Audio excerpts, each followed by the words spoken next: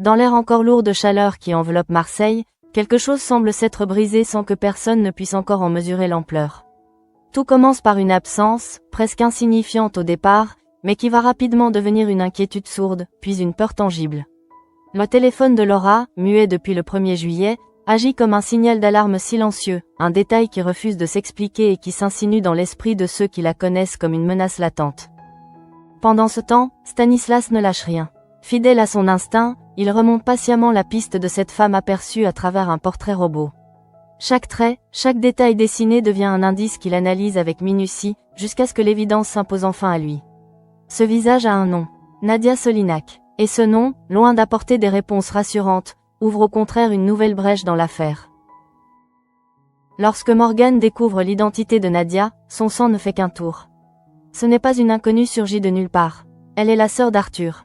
Cette révélation bouleverse immédiatement la lecture des événements, comme si les pièces d'un puzzle jusque-là éparpillées venaient soudain de s'assembler en une image inquiétante. Arthur, jusque-là perçu comme une victime collatérale, se retrouve désormais au cœur des soupçons. À ce moment-là, le doute s'installe avec une brutalité inattendue. Et si Arthur n'était pas seulement impliqué malgré lui?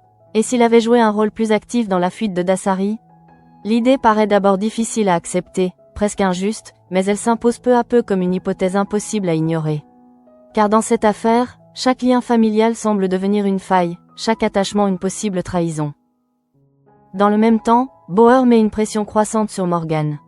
Il ne s'agit plus simplement d'enquêter, mais d'agir, et vite.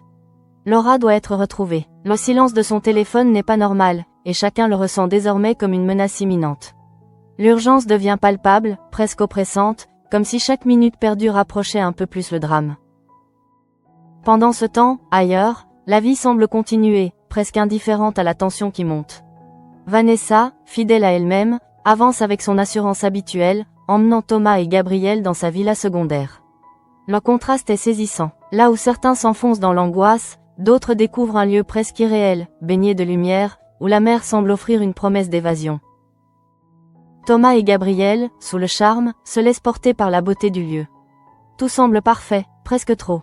Vanessa, avec son ironie habituelle, glisse une remarque légère, comme si rien ne pouvait troubler cette parenthèse idyllique. Pourtant, derrière cette façade, quelque chose cloche. Car même dans ce décor de carte postale, une tension invisible semble flotter, prête à surgir à tout instant. C'est alors que, dans un tout autre registre, Blanche tente de reprendre le contrôle de son image. Après les accusations, les jugements et les regards suspicieux, elle décide d'affronter les préjugés de front. Son initiative, un quiz sur les biais inconscients, peut sembler anodine, mais elle porte en elle une volonté profonde de rétablir la vérité, de déconstruire ce qui a été injustement construit contre elle.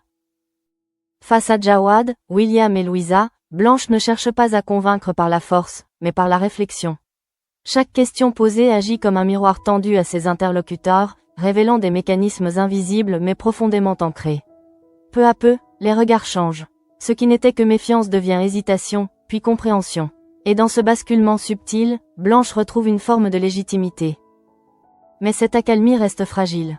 Très vite, Didier Leonetti refait surface, tentant d'imposer sa version, de manipuler encore les événements à son avantage. Pourtant, cette fois, Blanche ne cède pas. Elle se tient droite, ferme, prête à aller jusqu'au bout. Lorsqu'elle lui demande de partir, ce n'est pas seulement un refus, c'est une affirmation. Une ligne qu'elle refuse désormais de franchir. Pendant ce temps, l'ombre du danger continue de s'étendre ailleurs. Dans la forêt, loin du tumulte urbain, Laura, Barbara et Arthur avancent dans un silence chargé de tension. L'air y est plus lourd, plus étouffant, comme si la nature elle-même retenait son souffle face à ce qui se prépare. Le moindre bruit semble amplifié, chaque regard échangé chargé d'une inquiétude qu'aucun mot ne vient apaiser. Arthur, affaibli, peine à suivre. La soif le ronge, la douleur à son bras le ralentit, mais il s'accroche, comme s'il refusait de céder face à une situation qu'il ne maîtrise plus. À ses côtés, Laura tente de garder le contrôle, mais ses pensées trahissent une angoisse grandissante. Car elle sait que chaque seconde qui passe rapproche le moment de vérité. C'est alors que la communication avec Dassary devient leur seul point d'ancrage. Le talkie-walkie, silencieux pendant de longues minutes, devient un objet presque obsédant. Ils attendent qu'il se rallume, comme on attend un signe, une confirmation que tout n'est pas encore perdu. Mais ce silence, loin de rassurer, ne fait qu'alimenter la peur. Dans cette attente insoutenable, Laura se tourne vers Nadia. Elle veut des réponses, des garanties.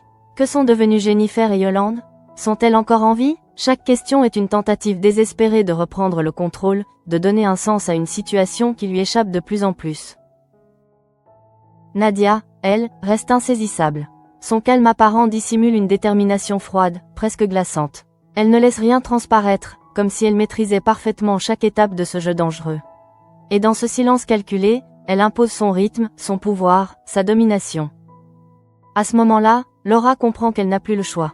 Elle doit jouer selon les règles de Nadia, au moins en apparence. Elle accepte l'échange, les bougies d'Ulm contre les otages. Un marché fragile, instable, où la moindre erreur pourrait tout faire basculer. Pendant ce temps, à Marseille, l'inquiétude continue de grandir. Stanislas et Morgan explorent chaque piste, chaque indice, comme si leur vie en dépendait. Lorsqu'ils fouillent le bateau d'Arthur, ils espèrent trouver une réponse, un élément concret qui pourrait éclairer la situation. Mais ce qu'ils découvrent ne fait qu'ajouter de nouvelles zones d'ombre.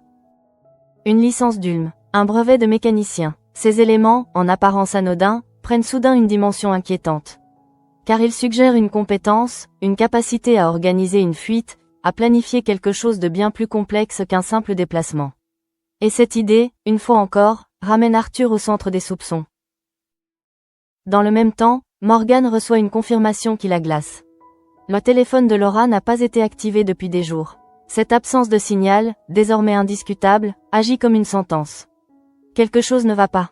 Et cette fois, ce n'est plus une simple intuition. Alors que tous ces éléments s'accumulent, une certitude s'impose peu à peu, presque malgré eux. Ils sont en train de perdre le contrôle. L'affaire leur échappe, glisse entre leurs doigts comme du sable. Et pendant qu'ils tentent de reconstituer le puzzle, ailleurs, dans cette forêt isolée, le danger se rapproche inexorablement de son point de rupture. Car ce qui se prépare là-bas ne ressemble plus à une simple négociation. C'est un équilibre fragile, prêt à céder à la moindre étincelle. Et chacun, sans encore le savoir, s'avance déjà vers un moment où tout basculera. À cet instant précis, le silence devient presque assourdissant. Comme si le monde retenait son souffle, suspendu à un événement qui n'a pas encore eu lieu, mais dont l'ombre plane déjà sur chacun d'eux. À mesure que les minutes s'étirent dans la forêt, une tension presque irréelle s'installe entre les protagonistes, comme si le temps lui-même refusait d'avancer normalement. Chaque respiration devient plus lourde, chaque regard plus chargé, et l'espace qui les entoure semble se refermer lentement sur eux, transformant ce lieu en piège à ciel ouvert. Rien n'est encore arrivé, mais tout semble déjà joué d'avance. Barbara, malgré la peur qui lui serre la gorge, tente de garder les idées claires. Elle sait que le moindre faux pas pourrait coûter la vie à Jennifer et Yolande, et cette pensée agit sur elle comme une force contradictoire, la poussant à la fois à agir et à se figer. Ses gestes deviennent mécaniques, précis, presque déconnectés de ses émotions, comme si elle cherchait à s'accrocher à quelque chose de rationnel dans un monde qui ne l'est plus. Pendant ce temps, Laura lutte intérieurement pour maintenir une façade de contrôle. Son regard, dur et déterminé, masque difficilement la tempête qui l'agite. Elle sait que Nadia n'est pas seulement une adversaire, mais une femme capable d'aller jusqu'au bout, sans hésitation, sans remords. Et face à cette froideur, elle comprend que toute tentative de négociation repose sur un équilibre précaire. Dans le même temps, Arthur, affaibli, devient un poids qu'il n'a jamais voulu être. La douleur dans son bras pulse à chaque mouvement, rappel constant de sa vulnérabilité. Mais au-delà de la souffrance physique, c'est une autre forme de douleur qui l'habite. Celle d'être soupçonné, peut-être même trahi dans les pensées de ceux qui l'entourent. Il sent que quelque chose s'est brisé, et que même s'il survit à cette épreuve, rien ne sera plus comme avant. C'est alors que le talkie-walkie grésille enfin, brisant le silence étouffant. Ce son, pourtant banal, résonne comme un coup de tonnerre dans cet environnement tendu. Tous les regards se tournent vers l'appareil, comme si une vérité allait enfin émerger de ce grésillement instable. Mais ce qui suit ne fait qu'accentuer l'angoisse. La voix de Dassari, froide, maîtrisée, impose immédiatement sa présence. Il ne parle pas beaucoup, mais chaque mot est calculé, pesé, destiné à maintenir son ascendant. Il ne négocie pas vraiment. Il dicte, et dans cette posture, il rappelle à tous qu'il reste le seul maître du jeu. À cet instant, Laura comprend que l'échange n'est qu'une illusion de contrôle. Elle peut suivre les règles, jouer son rôle, mais au final, c'est Dassari qui décidera de l'issue. Cette prise de conscience la frappe de plein fouet, mais elle refuse de céder. Elle n'a pas le droit de faiblir. Pas maintenant. Pendant ce temps, à Marseille, l'inquiétude prend une autre forme, plus diffuse mais tout aussi oppressante. Ophélie, en recevant le message de Vanessa, sans le sol se dérober sous ses pieds. La villa d'été, ce lieu qui représentait pour elle un refuge, un point d'ancrage, lui échappe brutalement. La décision est froide, sans appel. Elle n'y a plus sa place. Cette nouvelle, en apparence anodine, agit comme un déclencheur. Car derrière cette perte matérielle se cache une peur plus profonde. Celle de ne plus rien contrôler, de voir sa vie lui échapper progressivement.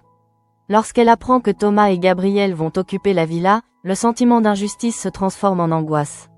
Comme si tout s'effondrait autour d'elle, pièce par pièce.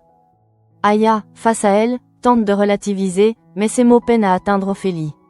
Car cette dernière n'entend plus vraiment. Elle est déjà ailleurs, plongée dans un futur qu'elle imagine incertain, instable, menaçant. Et cette peur, silencieuse mais tenace, s'installe en elle comme une ombre impossible à chasser. Pendant ce temps, Blanche, de son côté, continue de reconstruire ce qui a été fragilisé. Sa confrontation avec Didier Leonetti marque un tournant. Lorsqu'il lui demande d'intervenir auprès de William, il croit encore pouvoir manipuler la situation. Mais cette fois, Blanche ne recule pas. Elle refuse, clairement, fermement. Son refus n'est pas seulement une réaction. C'est une affirmation de soi, une rupture avec le passé récent où elle subissait les accusations. Lorsqu'elle le menace d'appeler la police, elle ne bluffe pas. Elle est prête à aller jusqu'au bout. Et dans ce moment, elle retrouve une forme de pouvoir qu'elle avait perdue. Mais cette victoire reste fragile, presque isolée, face à l'ampleur du drame qui se joue ailleurs. Car pendant que certains tentent de réparer, d'autres sont déjà au bord de la chute. Dans la forêt, l'échange approche. Chaque pas, chaque geste devient plus lent, plus calculé. Barbara s'avance, les bougies d'huile en main, comme si cet objet pouvait réellement équilibrer la situation. Mais au fond d'elle, elle sait que ce n'est qu'un symbole, une monnaie d'échange fragile face à une violence bien réelle. C'est alors que Nadia apparaît, tenant Jennifer et Yolande sous son contrôle. Leur état, leur regard, suffisent à faire comprendre qu'elles ont vécu des moments difficiles. Jennifer, malgré tout, tente de rester lucide, mais la fatigue et la peur se lisent dans ses gestes, dans sa posture. Yolande, quant à elle, semble plus fragile, comme si cette épreuve avait entamé quelque chose de plus profond en elle. Son regard, absent par moments, trahit une forme de résignation, comme si elle s'était déjà préparée au pire. À ce moment-là, Laura sent la colère monter en elle. Voir Jennifer dans cet état agit comme un déclencheur. Tout devient plus intense, plus urgent. Elle ne veut plus seulement négocier. Elle veut reprendre le contrôle, coûte que coûte. Dans le même temps, Barbara s'approche lentement, tentant de ne pas provoquer de réaction brusque.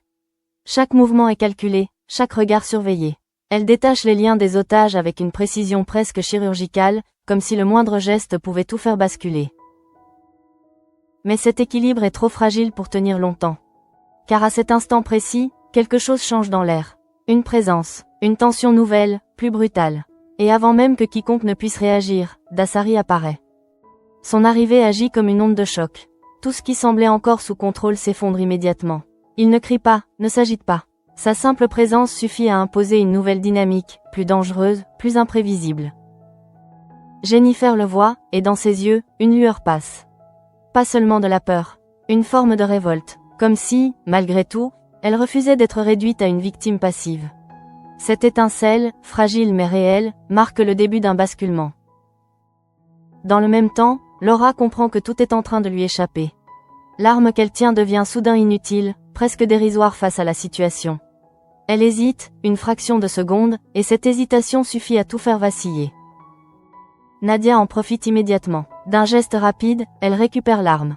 Le rapport de force s'inverse à nouveau, brutalement, sans transition.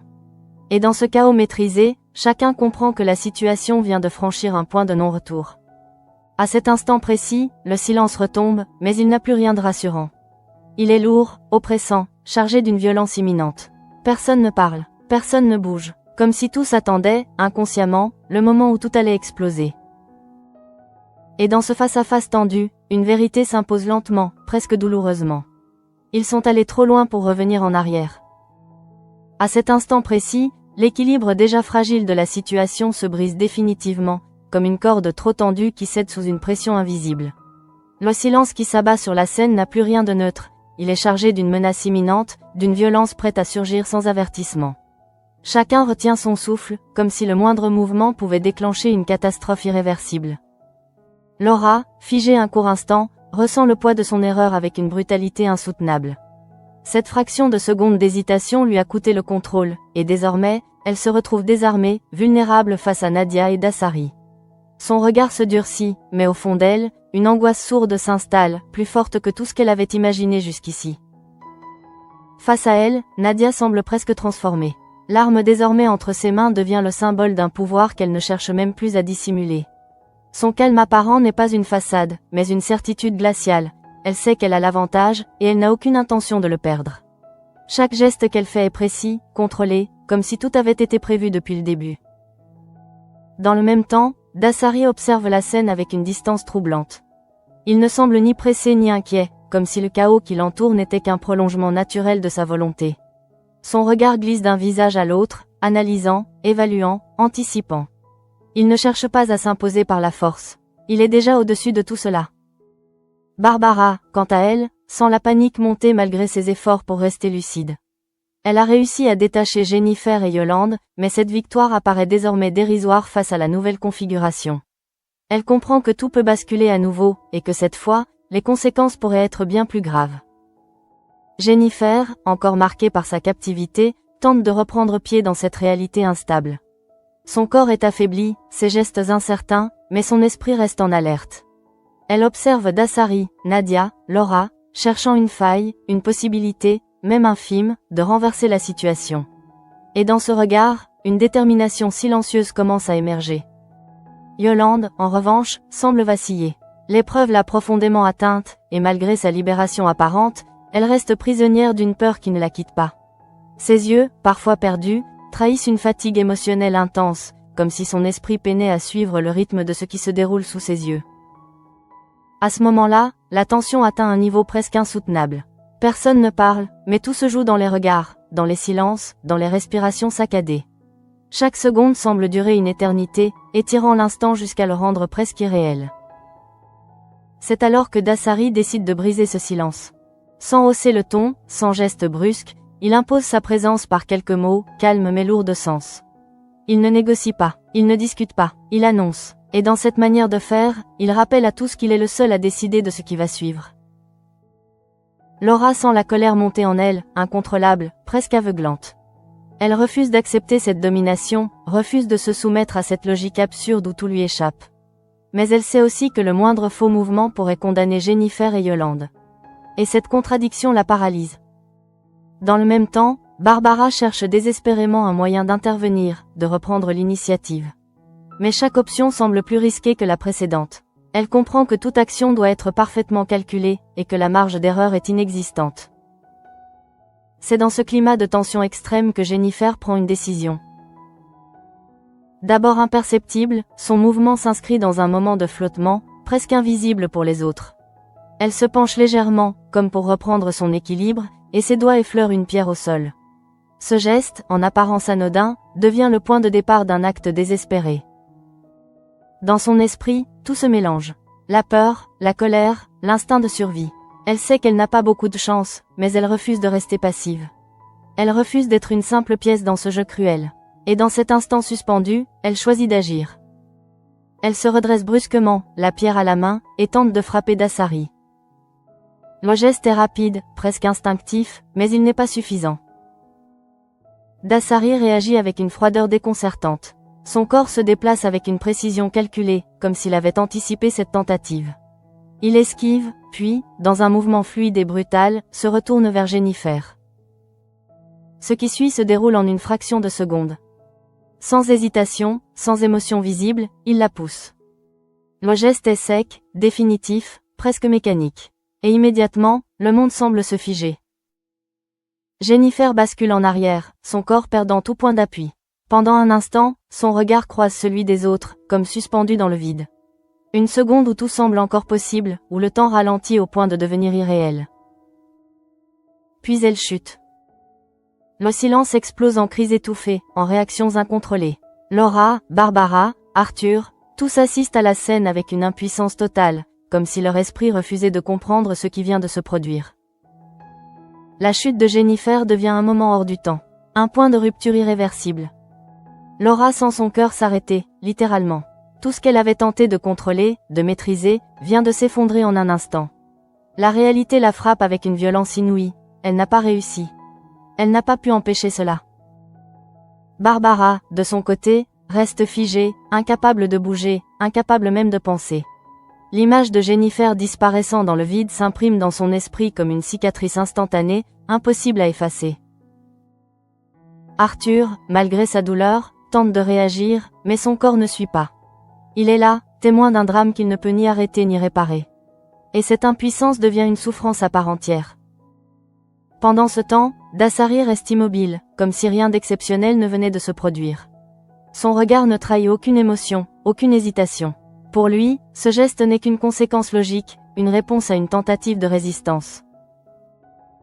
Nadia, elle, observe la scène avec une intensité troublante. Son visage ne laisse rien paraître, mais au fond de ses yeux, quelque chose vacille, presque imperceptiblement.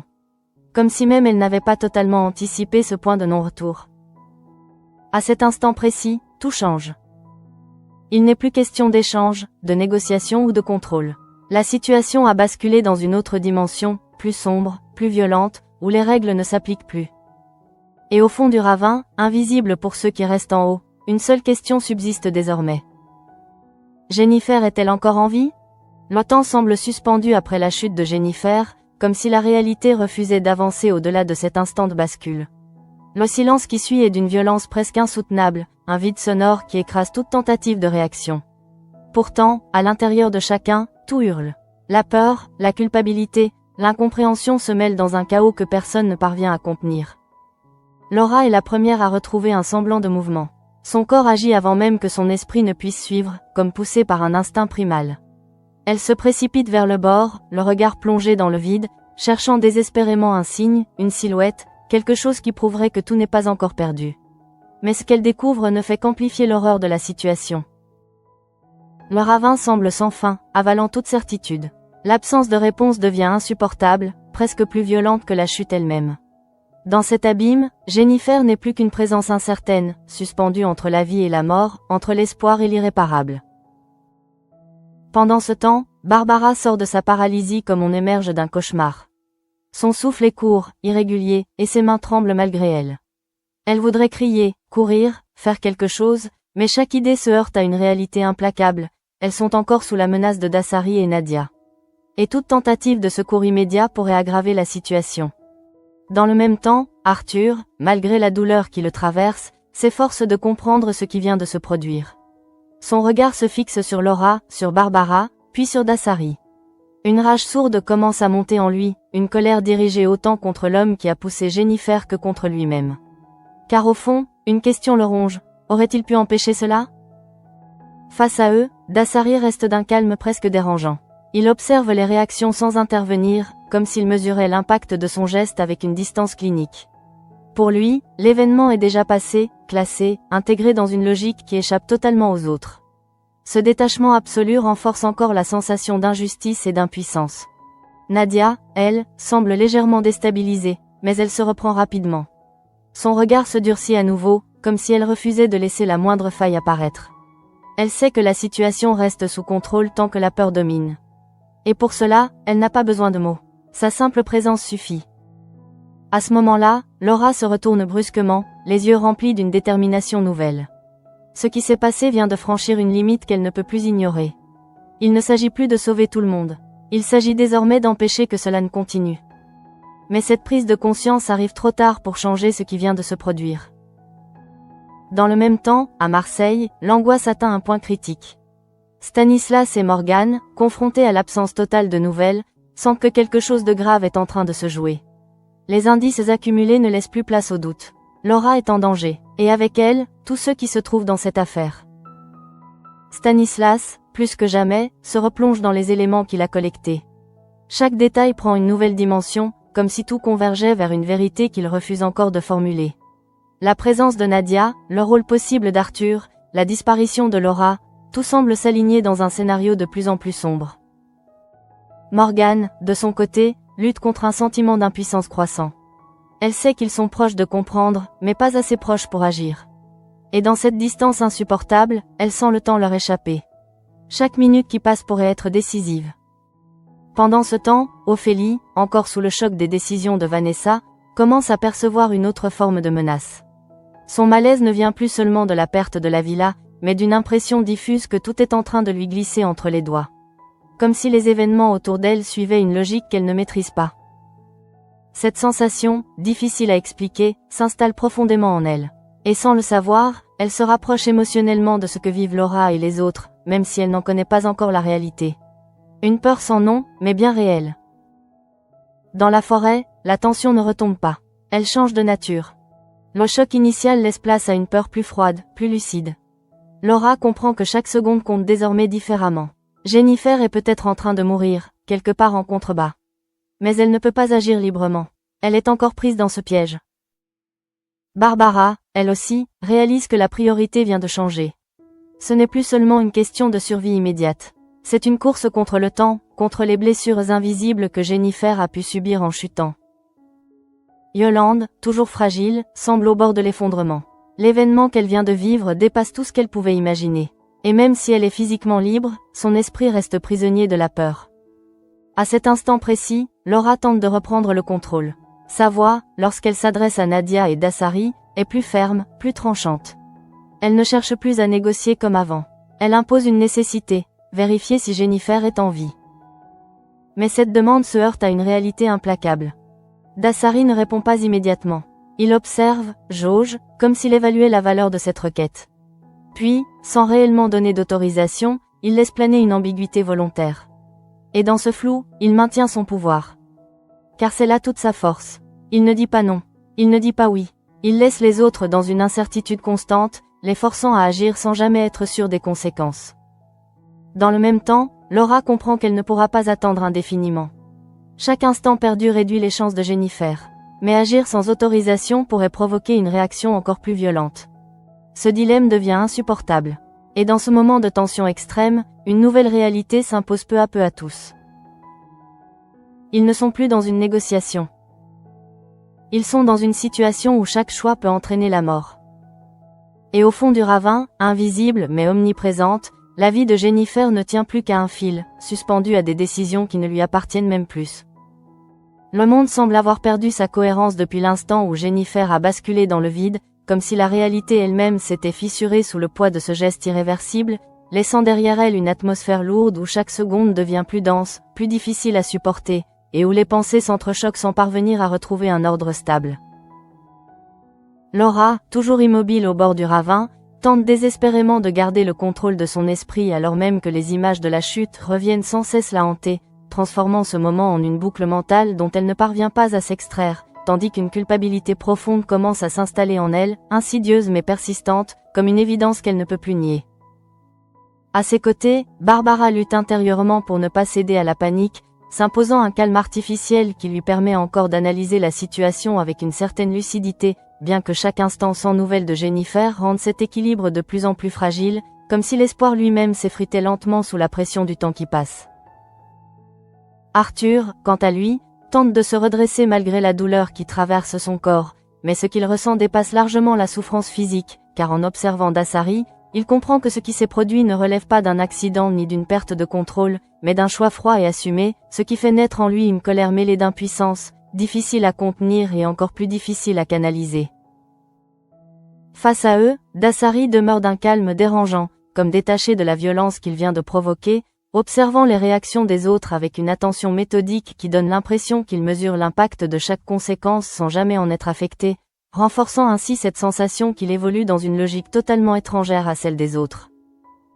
Nadia, bien qu'extérieurement maîtrisée, laisse entrevoir une tension plus subtile dans sa posture, comme si la situation, désormais plus instable qu'elle ne l'avait prévu, exigeait d'elle une vigilance accrue, car elle sait que le moindre faux pas pourrait inverser un rapport de force qui, jusqu'à présent, lui semblait pourtant assuré.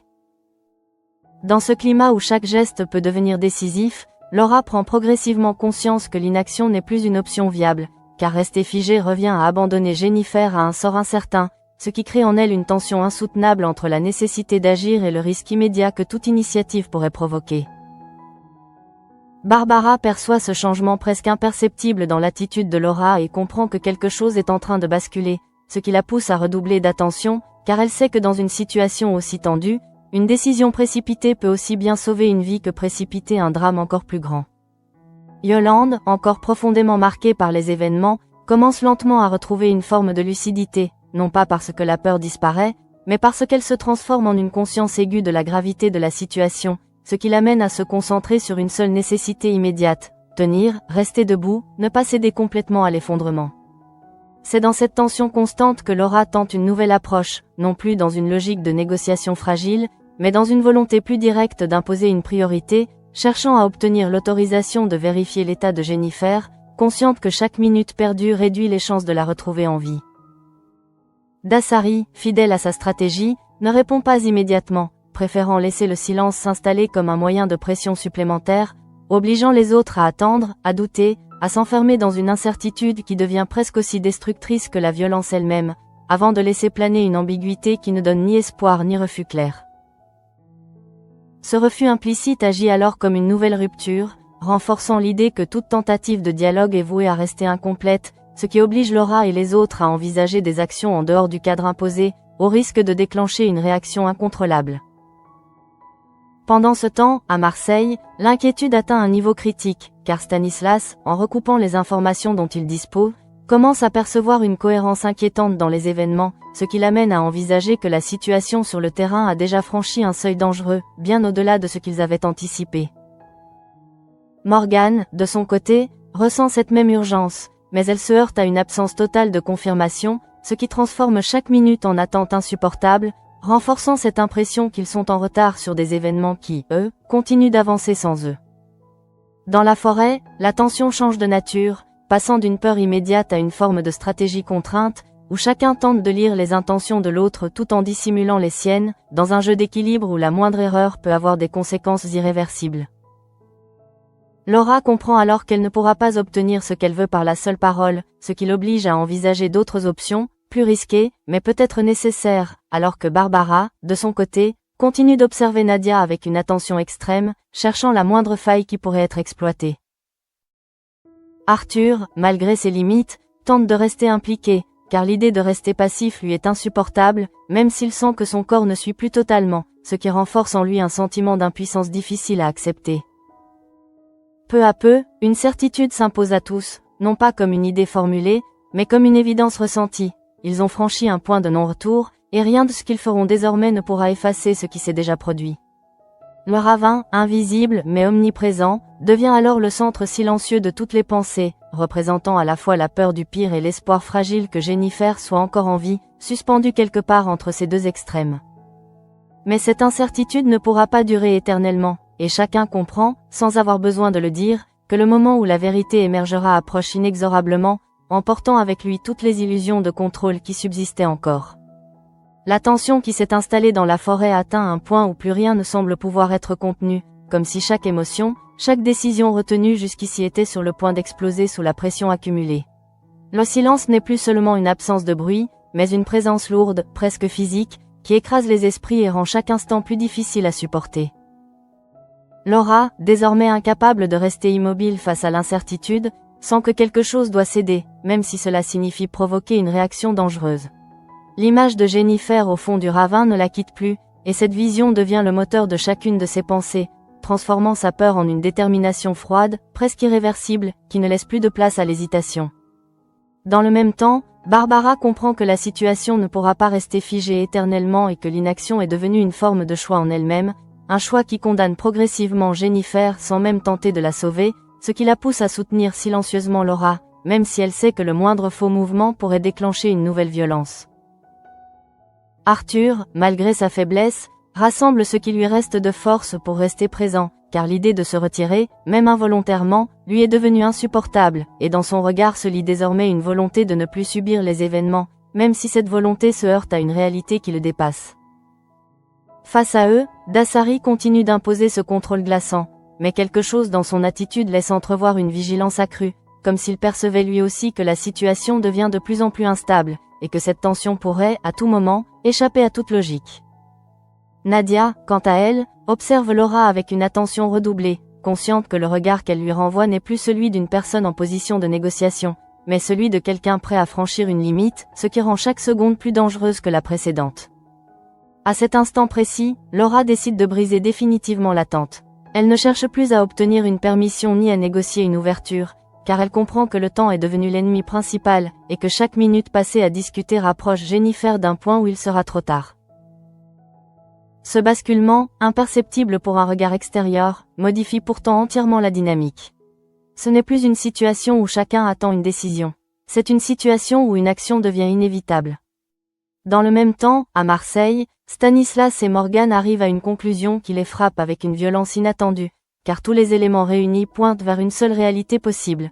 Ce qui est en train de se jouer dépasse largement une simple disparition, et implique un danger immédiat pour plusieurs vies.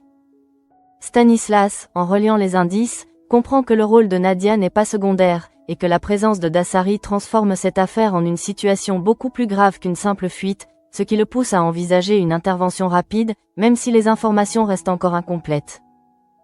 Morgane, elle aussi, ressent cette urgence, mais se heurte à cette frustration insupportable de ne pas avoir de localisation précise, ce qui transforme leur volonté d'agir en une attente forcée, où chaque seconde semble les éloigner un peu plus de la possibilité de sauver ceux qui sont en danger. Dans la forêt, la tension atteint son point de rupture lorsque Laura fait un pas vers le bord du ravin, comme pour affirmer une décision qui ne peut plus être retardée, tandis que Barbara retient instinctivement son souffle, consciente que ce geste, aussi simple soit-il, peut déclencher une réaction immédiate de la part de Dassary ou de Nadia. Ce mouvement, pourtant mesuré, suffit à modifier l'équilibre déjà instable, car il traduit une intention claire, celle de ne plus rester spectatrice. Dassary observe ce geste avec une attention accrue, comme s'il évaluait la portée de cette décision, tandis que Nadia resserre légèrement sa prise, consciente que le contrôle qu'elle pensait acquis commence à se fragiliser sous la pression de cette détermination nouvelle. À cet instant, plus rien n'est certain, sauf une chose, la situation ne pourra pas revenir à ce qu'elle était avant. Le ravin, toujours invisible mais omniprésent, devient le centre de toutes les pensées, car c'est là que se joue désormais l'essentiel, et c'est là que se trouve la réponse à la question que personne n'ose formuler à voix haute. Jennifer est-elle encore en vie ? Cette question, suspendue dans l'air comme une menace silencieuse, devient le point autour duquel tout s'organise, tout se décide, et tout risque de s'effondrer. Car au-delà de la peur, au-delà de la colère et des calculs, une réalité s'impose lentement mais sûrement. Ce qui s'est produit ne pourra jamais être effacé, et les conséquences de cet instant continueront de se répercuter bien au-delà de cette forêt.